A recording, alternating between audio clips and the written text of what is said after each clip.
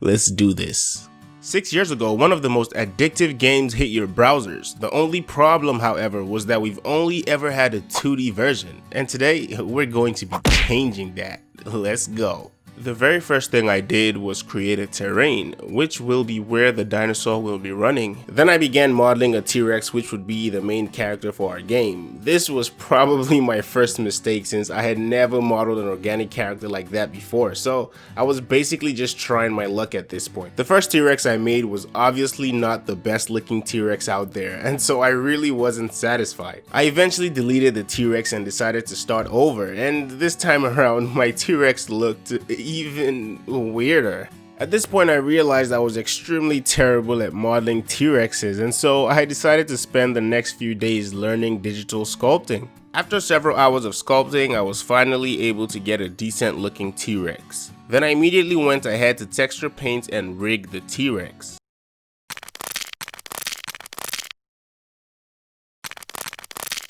For animations, I had to watch a few YouTube tutorials because I knew nothing about animations, except maybe the idle animation I made in a previous project for the Brackies Game Jam. First, I made the idle animation for when the player is standing still in the beginning of the game, a run animation for when the T-Rex is running, and then a jump animation to avoid cactuses.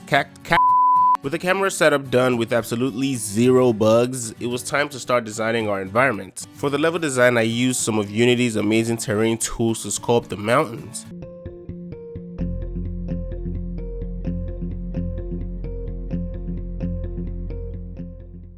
Then I used some stylized ground textures to add some sand and rocks to the environment.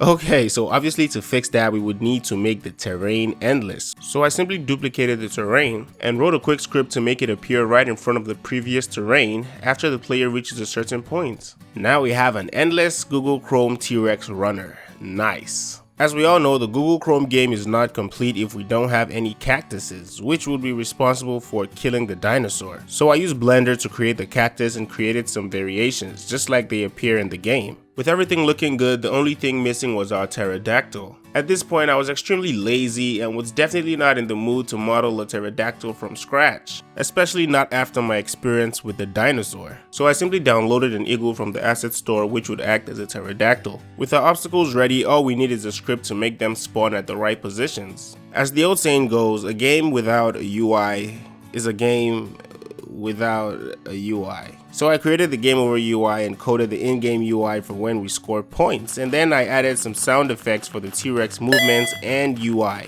And now the game is pretty much the T-Rex has to die when we hit the cactus. Alright. At this point in development, I definitely was in no mood to add a death animation, so I used the Unity particle system to make a T-Rex explode. And here's the final result.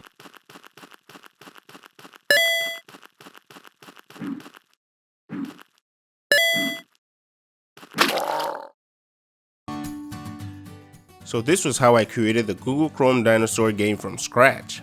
You can check the game out on my itch.io page through the link in the description.